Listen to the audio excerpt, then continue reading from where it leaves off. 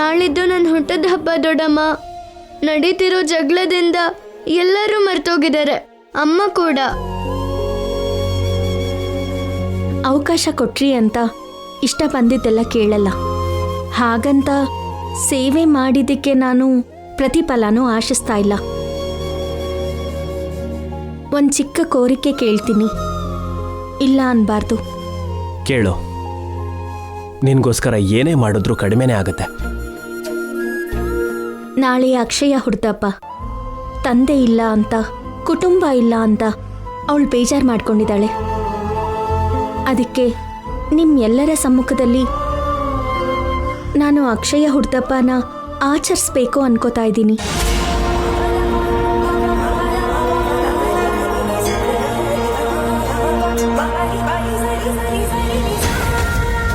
ನನ್ನ ಅಕ್ಕನ ಮನೆಯಲ್ಲಿ ಹುಟ್ಟಿದ ಹಬ್ಬಕ್ಕೆ ವ್ಯವಸ್ಥೆ ಮಾಡ್ತೀನಿ.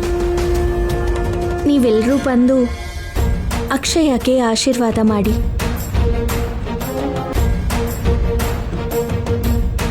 ಅದಕ್ಕಿಂತ ಹೆಚ್ಚು ನನಗೇನು ಬೇಕಾಗಿಲ್ಲ. ನಿಮ್ಮೆಲ್ಲರನ್ನೂ ಬೇಡ್ಕೋತಾ ಇದ್ದೀನಿ. ನೈಸಾಗಿ ಒಳ್ಳೆ ಕೋರಿಕೆನೆ ಕೇಳಿದ್ಲಲ್ವಾ? ಎಲ್ಲರನ್ನೂ ತವ್ರ ಮನೆಗೆ ಕರೆಸ್ಕೋಬೇಕು ಅಂತ ದೊಡ್ಡ ಪ್ಲಾನೇ ಮಾಡಿದಾಳೆ. ನಾನಂತೂ ನಿಜವಾಗ್ಲೂ ಬರಲ್ಲ. ನಾನು ನಮ್ಮ ಯಜಮಾನ್ರು ಕೂಡ ಬರಲ್ಲ. ವೇದ, ಚಿಕ್ಕ ಹುಡುಗಿ ವಿಷಯದಲ್ಲಿ ನಾವು ಸ್ವಲ್ಪ ದೊಡ್ಡ ಮನ್ಸು ಮಾಡಿದ್ರೆ ಒಳ್ಳೇದಾಗುತ್ತಲ್ವಾ? ಹೌದು ಗ್ರಾನಿ, ಎಲ್ಲರೂ ಹೋಗೋಣ. ಅಕ್ಷಯ ಖುಷಿ ಪಡ್ತಾಳೆ. ಅವಳ ಆನಂದಕ್ಕೋಸ್ಕರ ನಾವೆಲ್ಲ ನೋವು ಪಡ್ಬೇಕಾ? ಅವನಿ ತುಂಬಾ ನ್ಯಾಯವಾಗಿರೋ ಕೋರಿಕೆನ ಕೇಳಿದಾಳೆ. ನ್ಯಾಯ ಅಂತ ನಿನಗನ್ನಿಸ್ತಿದೆ, ನಮಗನ್ನಿಸ್ತಿಲ್ಲ. ಅವನಿ, ನಾನಂತೂ ಬರ್ತೀನಿ.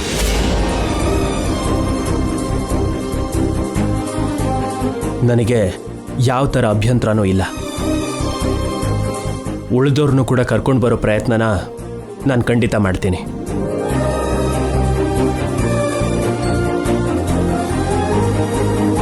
ನೀನು ಕೇಳಿರೋ ಈ ಚಿಕ್ಕ ಕೋರಿಕೆನ ತೀರಿಸ್ಬೇಕಲ್ವಾ? ಅದಕ್ಕೆ ಫ್ಯಾಮಿಲಿ ಮೆಂಬರ್ಸ್ ಎಲ್ಲರ ಜೊತೆ ಬರ್ತೀನಿ. ನಮ್ಮ ಬದಲು ನೀನು ಹೇಗೆ ಮಾತು ಕೊಡ್ತೀಯಾ? ನಿನ್ನ ನಿರ್ಧಾರ ನನಗಿಷ್ಟ ಆಗಲಿಲ್ಲ ಶ್ರೀಕರ್. ನಮ್ಮ ಅನುಮತಿ ಇಲ್ದೇನೆ ಚುನಾವಣೆ ಟೈಮಲ್ಲಿ ಮಾತು ಕೊಡ್ಕೊಂಡು ಹೋಗ್ತಿದ್ದಾನೆ. ನಮಗೂ ಅವನಿ ಮಧ್ಯ ಎಷ್ಟೇ ಜಗಳ ಇದ್ರೂ ನಾವು ಕೆಲವು ಸಲ ಮಾನವೀಯತೆಯಿಂದ ಯೋಚನೆ ಮಾಡಬೇಕು. ನೀನು ಹೊರಡು ಅವನಿ.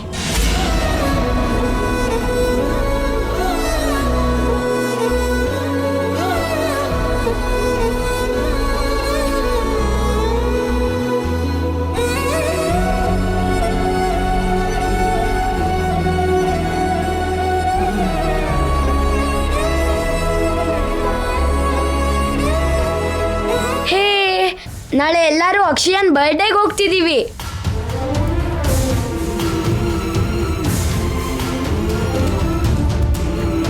ಒಳ್ಳೆ ಕೆಲಸ ಮಾಡಿದೆ ಶ್ರೀಕರ್.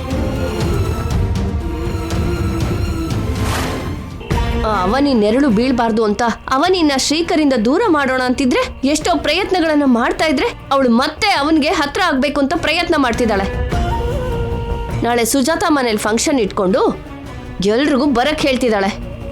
ಶ್ರೀಕರ್ ಬಲವಂತ ಮಾಡಿದ್ರೆ ಹೋಗ್ದೇನೆ ಇರಕ್ಕಾಗದೇ ಇರೋ ಪರಿಸ್ಥಿತಿ ಬರೋ ತರ ಇದೆ. ಶ್ರೀಕರ್ ಮಾತ್ರ ಮನಸ್ಫೂರ್ತಿಯಾಗಿ ಹೋಗ್ತಿದ್ದಾನೆ ಅನ್ಕೊಂಡಿದ್ಯಾ? 1 ಗಂಟೆನೋ 2 ಗಂಟೆನೋ ತಂದೆ ತರ ನಡ್ಸೋಗ್ತಾನೆ ಹೋಗ್ತಿರೋದು. ನಾವು ಕೂಡ ಹೋದ್ರೆ ತಪ್ಪೇನಿದೆ? DNA ರಿಪೋರ್ಟ್ ಅಲ್ಲಿ ಅಕ್ಷಯ ನನ್ನ ಮೊಮ್ಮಗಳು ಅಂತ ಬಂತು ಅಂದ್ರೆ ಅಕ್ಷಯಾಗೆ ನಡಿಬೇಕಾಗಿರೋದೆಲ್ಲ ಅದ್ದೂರಿಯಾಗಿ ನಡೆಯುತ್ತೆ. ನಿಜ ಏನು ಅಂತ ಗೊತ್ತಾಗಕ್ಕೂ ಮುಂಚೆನೆ ನಾನು ಅಂತ ಫಂಕ್ಷನ್ಗೆ ಹೋಗಕ್ಕಾಗಲ್ಲ. ನನ್ನ ಮನಸ್ಸು ಕೂಡ ಅದಕ್ಕೆ ಒಪ್ಕೊಳ್ಳಲ್ಲ. ವೇದ, ಪ್ರತಿ ವಿಷಯನೂ ಬೂತ್ ಕನ್ನಡಿ ಹಿಡ್ಕೊಂಡು ಹುಡುಕ್ಬೇಡ ನೀನು. ದಯವಿಟ್ಟು ನೀವಿನ್ನೇನು ಮಾತಾಡಬೇಡಿ.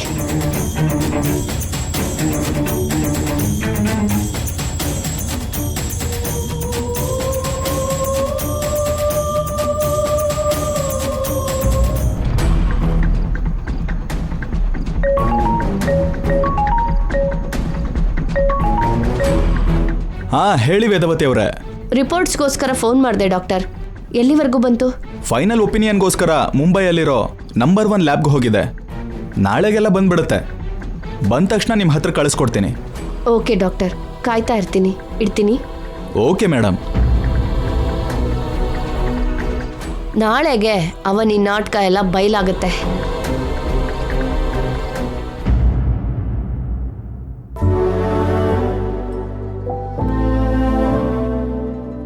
ಟಿಫಿನ್ ರೆಡಿ ಮಾಡಿದ್ದೀನಿ, ಇಬ್ರು ತಿನ್ನಕ್ ಬನ್ನಿ. ಅಮ್ಮ ಬಂದ್ಮೇಲೆ ತಿಂತೀನಿ ದೊಡ್ಡಮ್ಮ. ಅವನಿ ದೊಡ್ಡ ಮನ್ಸು ಮಾಡಿಕೊಂಡು ಆ ಮನೆಗೆ ಹೋಗಿದ್ದಾಳೆ. ಅಲ್ಲಿ ಏನು ನಡೆಯುತ್ತೋ ಏನೋ.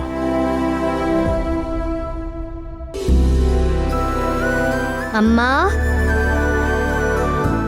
ಅಜ್ಜಿ ಅವರು ನಿನ್ಗೇನು ಅನ್ನಲಿಲ್ಲ ಅಲ್ವಾ? ಏನೂ ಅನ್ಲಿಲ್ಲ ಪುಟ್ಟ. ಆ ವಿಷಯ ಬಿಡು.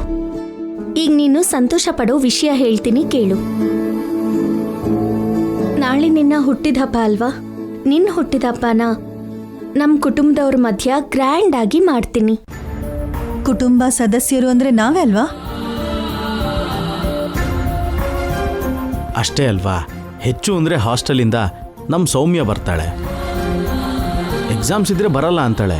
ಆವಾಗ ನಾವು 4 ಜನ, ನಮ್ಮ ಸುತ್ತಮುತ್ತ ಇರೋ 4 ಮನೆಯವರು ಅಷ್ಟೇ. ಅಷ್ಟೇ ಅಲ್ಲ ಬಾವ, ನನ್ನ ಮಗಳು ಆಸೆ ಪಡ್ತಿರೋ ಹಾಗೆ ತಂದೆ ಬರ್ತಾರೆ, ಅಜ್ಜಿ ತಾತ ಬರ್ತಾರೆ, ಮಾವ ಅತ್ತೆ ಬರ್ತಾರೆ, ದೊಡ್ಡಮ್ಮ ದೊಡ್ಡಪ್ಪ ಬರ್ತಾರೆ.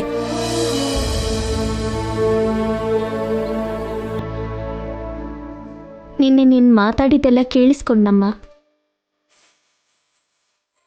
ಅದಕ್ಕೆ ಎಲ್ಲರನ್ನೂ ನಿನ್ನ ಹುಟ್ಟಿದ ಹಬ್ಬಕ್ಕೆ ಬರೋದಕ್ಕೆ ಕೇಳ್ಕೊಂಡೆ. ಎಲ್ಲರೂ ಬರ್ತೀವಿ ಅಂತ ಹೇಳಿದ್ದಾರೆ. ನಾಳೆ ಮನೇಲಿ ಎಲ್ಲರ ಸಮ್ಮುಖದಲ್ಲಿ ನಿನ್ನ ಹುಟ್ಟಿದ ಹಬ್ಬನ ಆಚರಿಸ್ತೀವಿ. ನಿನ್ನ ಮನಸ್ಸಲ್ಲಿರೋ ಯೋಚನೆ ಎಲ್ಲ ದೂರ ಆಗುತ್ತೆ. ಚಿಕ್ಕ ವಯಸ್ಸಿಂದ ನಿನ್ನ ಮನಸ್ಸಲ್ಲಿ ಗೂಡು ಕಟ್ಟಿರೋ ನೋವೆಲ್ಲ ದೂರ ಆಗುತ್ತೆ.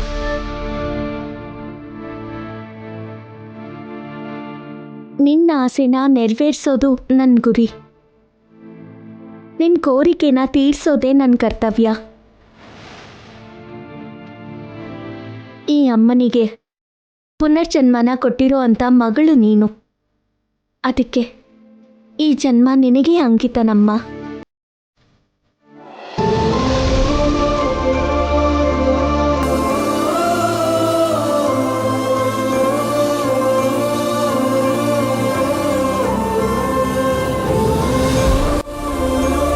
ಹಾಗಾದ್ರೆ ಅಪ್ಪ ಪಕ್ಕ ಬರ್ತಾರಂತ ಆಯ್ತು. ಬರ್ತಾರೆ. ನಾನು ಅಪ್ಪ ಹತ್ರ ಹೋದ್ರೆ ಅಪ್ಪ ನನ್ನ ಮಾತೇ ಆಡಿಸ್ಲಿಲ್ಲ. ತುಂಬ ಬೇಜಾರಾಯ್ತಮ್ಮ.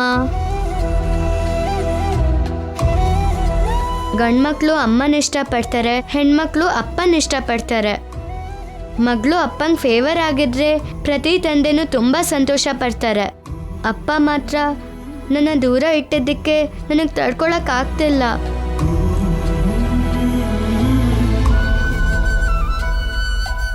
ನಾಳೆ ಎಲ್ಲರೂ ನನ್ನ ಬರ್ಡೇಗೆ ಬರ್ತಾರಂದೆ ಅಲ್ವಾ? ನನಗೆ ತುಂಬ ಸಂತೋಷ ಆಗ್ತಿದೆ. ಈಗಲೇ ಸೌಮ್ಯ ಅಕ್ಕಂಗೆ ಫೋನ್ ಮಾಡಿ ಹಾಸ್ಟೆಲಲ್ಲಿ ರಜಾ ಕೇಳ್ಕೊಂಡು ಬಾ ಅಂತ ಹೇಳ್ತೀನಿ. ಖಂಡಿತ ಬರ್ತಾಳೆ.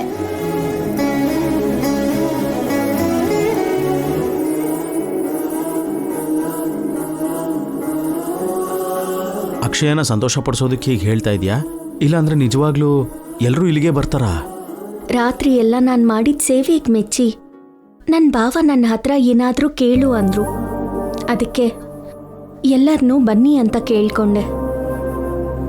ನನ್ನ ಮಗಳಿಗೋಸ್ಕರ ಮಾಡಬೇಕಾಯ್ತು. ಹೋಗ್ಲಿ ಬಿಡು, ಶ್ರೀಕರಿಗೆ ಅಷ್ಟಾದ್ರೂ ಮನ್ಸು ಬಂತಲ್ಲ, ನಿನಗೇನೋ ಒಳ್ಳೇದಾಗತ್ತೆ ಅಂತ ಅನ್ನಿಸ್ತಾ ಇದೆ. ಎಲ್ಲರ ಮುಂದೆ ಬೇರೆ ದಾರಿ ಇಲ್ಲದೆ ಮಾತೇನೋ ಕೊಟ್ಟ ಆದರೆ ಕೊನೆ ನಿಮಿಷದಲ್ಲಿ ಏನು ನಡೆಯತ್ತೋ ನನಗೂ ಗೊತ್ತಾಗ್ತಾ ಇಲ್ಲ. ಉಳಿದವ್ರು ಎಲ್ಲರೂ ಕೂಡ ಮುಖಾನ ತಿರುಗಿಸ್ಕೊಂಡ್ರು. ಇಲ್ಲಿಗೆ ಬರೋದಕ್ಕೆ ಯಾರಿಗೂ ಇಷ್ಟ ಇಲ್ಲ. ಎಲ್ಲರ ವಿಷಯ ಹೇಗೆ ಇದ್ರೂ ಕೊಟ್ಟಿರೋ ಮಾತನ್ನ ಉಳಿಸ್ಕೊಳ್ಳೋದಕ್ಕೋಸ್ಕರ ಭಾವ ಬರ್ತಾನೆ ಅಂತ ಅನ್ಕೋತಾ ಇದ್ದೀನಿ. ಏನೇ ನಡೆದ್ರೂ ನಮ್ಮ ಒಳ್ಳೇದಕ್ಕೆ ನಡೆಯುತ್ತೆ ಅಂತ ಅನ್ಕೊಳ್ಳೋಣ. ಅವನಿ ನಿಹಾರಿಕಾ ಕೃಷ್ಣ ಭಾವ ಮಾತ್ರ ಫಂಕ್ಷನ್ನು ಸರಿಯಾಗಿ ನಡೆಯೋದಕ್ಕೆ ಖಂಡಿತ ಬಿಡಲ್ಲ. ಏನೋ ಒಂದು ಕುತಂತ್ರ ಖಂಡಿತವಾಗ್ಲೂ ಮಾಡ್ತಾರೆ.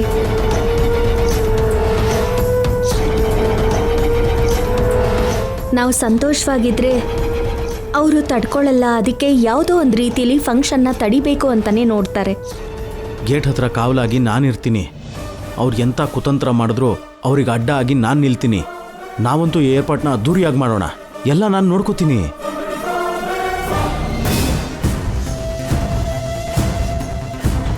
ಏನ್ ವಿಷಯ? ನೀನ್ ಹೇಳ್ಬೇಕು, ನಾವು ಕೇಳಬೇಕು. ರಾತ್ರಿ ಅವನಿ ಕೈಗೆ ಸಿಕ್ಕಿ ಮಿಸ್ ಆಗೋದ್ಲು. ಪೊಲೀಸರು ಲಾಟಿಲ್ ಹೊಡೆದಾಗೆ ದೊಣ್ಣೆ ತಗೊಂಡು ಚೆನ್ನಾಗಿ ಹೊಡೆದ್ಬಿಟ್ಲು. ಚಿಚಿ, ಆ ಮಾತು ಹೇಳೋದಕ್ಕೆ ನಾಚಿಕೆ ಆಗಲ್ವಾ ನಿಂಗೆ? ಹೌದು ಬ್ರೋ, ಅವನಿ ನೋಡಿದ್ರೆ ಒಳ್ಳೆ ಗೊಂಬೆ ತರ ಇಷ್ಟುಕ್ಕಿದ್ದಾಳೆ. ಆದ್ರೆ ನೀನು ಈ ಫಿಲ್ ಟವರ್ ತರ ಇಷ್ಟುದ್ದ ಇದೆಯಾ. ಕೈಯಲ್ಲಿ ಹಿಡ್ಕೊಂಡು ಮುಗಿಸ್ಬಿಡೋದು ಬಿಟ್ಟು ಹೋಗಿ ಹೋಗಿ ಅವನಿ ಕೈಯಲ್ಲಿ ರಪ್ಪ ರಪ್ಪ ಅಂತ ಏಟ್ ತಿಂದಿದೀಯ. ಛೇ ಛೇ ಛೇ ಛೇ ಛೇ, ನಮ್ಮಂತ ವಿಲನ್ಸ್ಗೆ ಇದು ತುಂಬಾ ಅವಮಾನ ಬ್ರೋ. ಕೆಲವು ಸಿಚುವೇಶನ್ ಹಾಗಿರುತ್ತೆ ಬ್ರೋ, ಅಷ್ಟೇ ಯಾಕೆ? ಅವನ ಮೇಲೆ ನೀವಿಬ್ರು ಒಂದು 100 ಪ್ಲಾನ್ಸ್ ಮಾಡಿರ್ತೀರ. ಯಾವುದಾದ್ರೂ ವರ್ಕೌಟ್ ಆಗಿದ್ಯಾ? ಇಲ್ಲ ಅಲ್ವಾ? ಆ ಸರಿ ಇನ್ ಸಾಕು, ನಿಲ್ಸು. ನಾವು ಒಬ್ರ ಮೇಲೊಬ್ರು ಬಾಣ ಬಿಡ್ತಾ ಇದ್ರೆ ತುಂಬಾ ಕೆಟ್ಟದಾಗಿರುತ್ತೆ. ನೆಕ್ಸ್ಟ್ ಏನ್ ಮಾಡೋದು ಅಂತ ಯೋಚನೆ ಮಾಡೋಣ. ಏನ್ ಮಾಡು ಅಂತ್ಯ ಹೇಳು. ಅಕ್ಷಯ ಶ್ರೀಕರ್ ಮಗಳು ಹೌದೋ ಅಲ್ವೋ ಅನ್ನೋ ವಿಷಯದಲ್ಲಿ ಅತ್ತೆ DNA ಟೆಸ್ಟ್ ಮಾಡಿಸಿದ್ದಾರೆ. ನಮ್ಮ ಇನ್ಫ್ಲೂಯೆನ್ಸ್ ಉಪಯೋಗಿಸಿ ರಿಪೋರ್ಟ್ಸ್ ಬದಲಾಯಿಸೋಣ ಅಂತ ಪ್ರಯತ್ನ ಮಾಡಿದ್ರೆ ವರ್ಕೌಟ್ ಆಗಲಿಲ್ಲ. ನಾಳೆ ರಿಪೋರ್ಟ್ಸ್ ಬಂದ್ಬಿಡತ್ತೆ, ಅದರಲ್ಲಿರೋ ನಿಜ ಬಯಲಾಗಿ ಹೋಗುತ್ತೆ. ಅವಾಗ ನಮ್ಗೆ ಯಾವುದೇ ಬೆಲೆ ಇರಲ್ಲ. ಮತ್ತೆ ಅವರಿಬ್ರಿಗೆ ಆರತಿ ಮಾಡಿ ಮನೆಗೆ ಕರ್ಕೊಂಡು ಬಂದ್ಬಿಡ್ತಾರೆ. ಹೌದು ಬ್ರೋ, ಬಿರಿಯಾನಿ ಎಲೆ ತರ ಅಡುಗೆಯಲ್ಲಿ ಕರಿಬೇವಾಗಿ ಹೋಗ್ತೀವಿ. ನನಗೇನಾದ್ರೂ ಅವಕಾಶ ಸಿಕ್ಕಿದ್ರೆ ಅವನಿ ಅವರನ್ನ ಸುಮ್ಮನೆ ಬಿಡಲ್ಲ. ರಿಪೋರ್ಟ್ಸ್ ಬರೋಕ್ಕೂ ಮುಂಚೆನೆ ತಾಯಿ ಮಗಳು ಮೇಲ್ ಹೋಗ್ಬೇಕು ವಿಕಾಸ್. ಆದ್ರೆ ಅದಕ್ಕೆ ತಕ್ಕ ಅವಕಾಶ ಸಿಗಬೇಕಲ್ವಾ? ನಾಳೆ ಆ ಅವನಿ ತನ್ನ ಮಗಳ ಹುಟ್ಟುಹಬ್ಬದ ಫಂಕ್ಷನ್ನ ಅವ್ರ ಅಕ್ಕನ ಮನೆಯಲ್ಲಿ ಪ್ಲಾನ್ ಮಾಡಿದ್ದಾಳೆ. ಅಲ್ಲೇನಾದ್ರೂ ಮಾಡೋದಕ್ಕೆ ಒಂದು ಅವಕಾಶ ಸಿಗತ್ತೆ. ಒಂದ್ಸಲ ಯೋಚನೆ ಮಾಡು.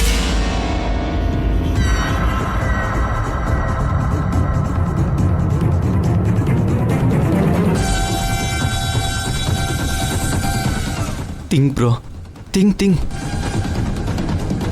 ನೀನು ಇಂಟರ್ನ್ಯಾಷನಲ್ ಕಿಲಾಡಿ ಆಗಿರೋದಕ್ಕೆ ನಿನಗೆ ಬೇಗ ಬ್ಯಾಡ್ ಐಡಿಯಾಸ್ಗಳು ಬಂದ್ಬಿಡುತ್ತೆ.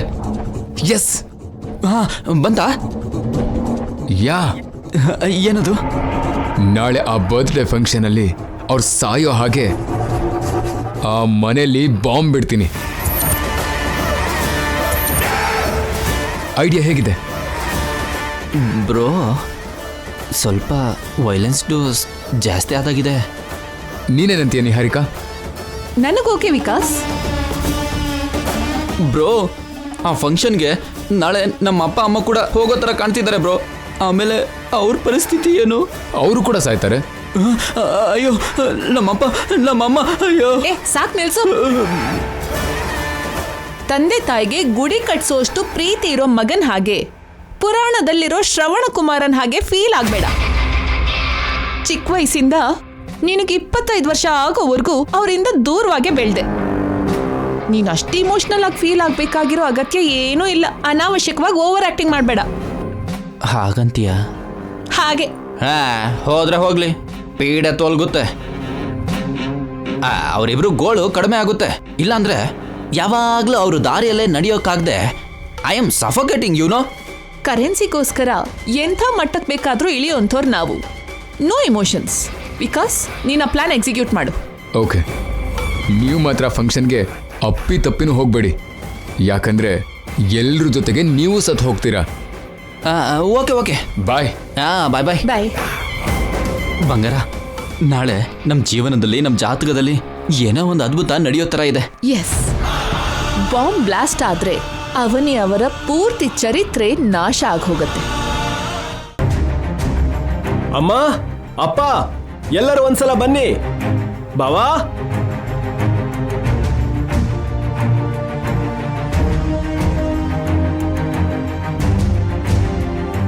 ಏನು?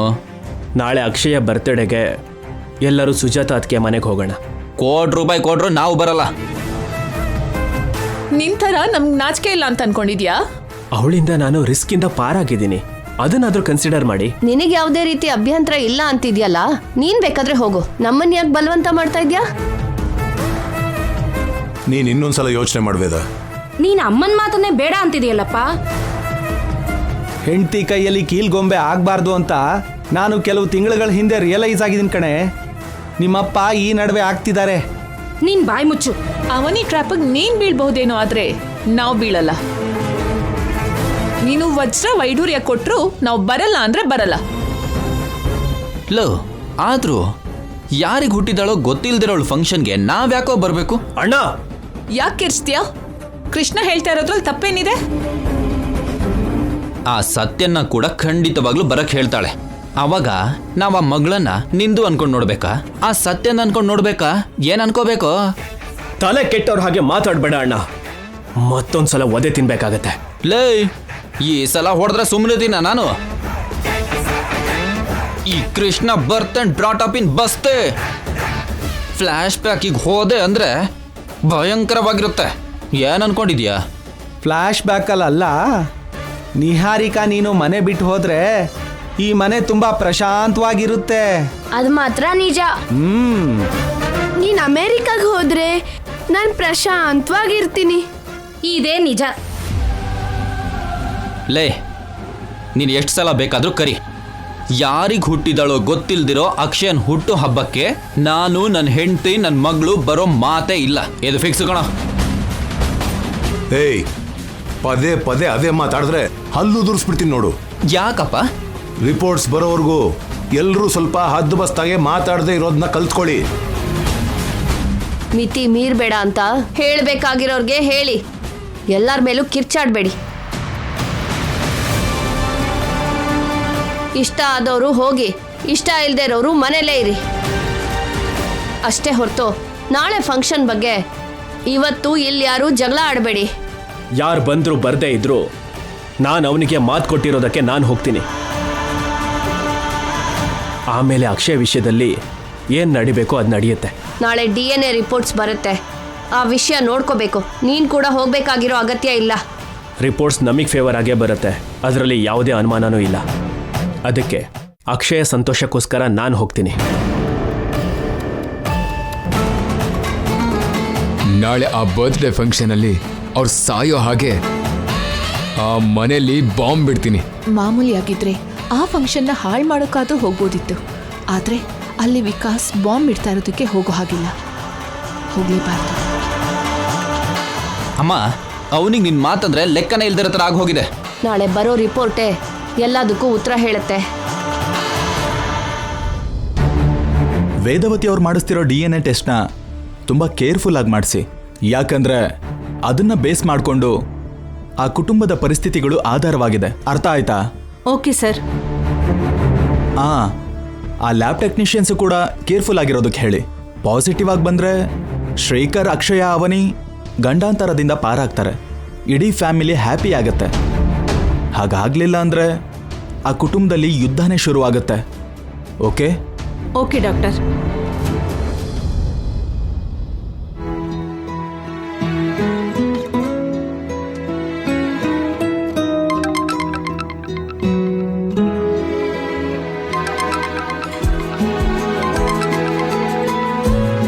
ಹೇಳು ಅವನಿ. ನಾಳೆ ಅಕ್ಷಯ ಹುಡ್ದಪ್ಪ ಸತ್ಯ. ಹೌದಾ? Good. Advance happy birthday wishes ಹೇಳಿದೆ ಅಂತ ಹೇಳು. ನಾಳೆ ನೀನು ಡೈರೆಕ್ಟ್ ಆಗಿ ಬಂದು ಹೇಳು. ಶೋರ್. ಅಕ್ಕನ ಮನೇಲೇ ಏರ್ಪಾಡು ಮಾಡ್ತಾ ಇದ್ದೀನಿ, ನೀನು ತಪ್ಪದೇ ಬರಬೇಕು. ಶ್ರೀಕರ್ ಬಾವ ಕೂಡ ಬರ್ತೀನಿ ಅಂದಿದ್ದಾರೆ. ಯಾಕೆ ಮಾತಾಡ್ತಾ ಇಲ್ಲ? ಸಾರಿ ಅವನಿ, ನಾನು ಅಕ್ಷಯ ಬರ್ತ್ಡೇಗೆ ಬರೋಕ್ಕಾಗಲ್ಲ. ಯಾಕೆ? ಅಕ್ಷಯಗೆ ನೀನು ಇನ್ಸ್ಪಿರೇಷನ್. ಅಕ್ಷಯ ವೆಲ್ ವಿಶರ್. ನೀನ್ ಯಾಕೆ ಬರ್ತಾ ಇಲ್ಲ? ಶ್ರೀಕರ್ ಕೂಡ ಬರ್ತಾನೆ ಅಂತ ಹೇಳ್ತಾ ಇದೆಯಾ ಅಲ್ವಾ? ನಾನು ಬಂದರೆ ಏನಾದರೂ ಜಗಳ ಆಗುತ್ತೆ. ನನ್ನ ಅಡ್ಡ ಇಟ್ಕೊಂಡು ನಿನಗೆ ಬಾಯಿಗೆ ಬಂದಾಗ ಬೈತಾರೆ. ಅದನ್ನು ನಾನು ತಡ್ಕೊಳಕ್ಕಾಗಲ್ಲ. ನನ್ನಿಂದ ನಿಮ್ಮ ಮಧ್ಯೆ ಇಷ್ಟೊಂದು ಡಿಸ್ಟರ್ಬೆನ್ಸ್ ಜಾಸ್ತಿ ಆಗೋದು ನನಗಿಷ್ಟ ಇಲ್ಲ. ಅದಕ್ಕೆ ಫಂಕ್ಷನಿಗೆ ನಾನು ಬರೋದಿಲ್ಲ. ಪ್ಲೀಸ್ ಏನು ಅನ್ಕೋಬೇಡ. ನನ್ನ ವಿಶಸ್ ಮಾತ್ರ ಅಕ್ಷಯಕ್ಕೆ ತಿಳಿಸ್ಬಿಡು. ನನ್ನ ಕಡೆಯಿಂದ ಒಳ್ಳೆ ಗಿಫ್ಟ್ ಕೂಡ ಇರುತ್ತೆ ಅಂತ ಹೇಳು. ಬಾಯ್.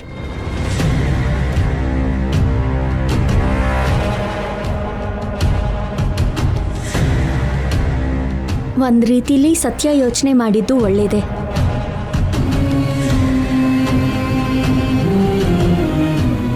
ಏನಮ್ಮ ಹಾಗೆ ನೋಡ್ತಾ ಇದ್ಯಾ? ಅಮ್ಮನಿಗೆ ಮಗನ ಮೇಲೆ ಪ್ರೀತಿ ಇರಬೇಕೆ ಹೊರತು ದ್ವೇಷ ಹುಟ್ಟಬಾರ್ದು ಕಣೋ. ನನ್ನ ಮೇಲೆ ದ್ವೇಷ ಹುಟ್ಟೋ ಅಂತ ಕೆಲಸ ನಾನು ಏನು ಮಾಡ್ತಾ ಇದ್ದೀನಿ? ಅವನಿಗೆ ಗೊತ್ತಾಗ್ದೆ ಅವಳ ಸಂಸಾರದಲ್ಲಿ ಬೆಂಕಿ ಹಚ್ತಿದ್ಯಾ. ಬೆಂಕಿ ನಾನು ಹಚ್ಚಿಲ್ಲ ಅಮ್ಮ, ನನ್ನ ಕೈವಾಡ ಇಲ್ದೇನೆ ಶುರುವಾಗಿದೆ. ಅವನಿಗೋಸ್ಕರ ಒದ್ದಾಡ್ತಾ ಇರ್ತೀಯಲ್ಲ, ಮತ್ತೆ ಅವನಿಗೆ ಕರೀತಿದ್ರೆ ಯಾಕೆ ಬರಲ್ಲ ಅಂತಿದ್ಯಾ? ನಾಳೆ ಶ್ರೀಕರ್ ಬರ್ತಾ ಇದ್ದಾನೆ. ಶ್ರೀಕರ್ ಅವನಿ ಕ್ಲೋಸ್ ಆಗಿದ್ರೆ ನನಗೆ ತಡೆಯೋಕ್ಕಾಗಲ್ಲ.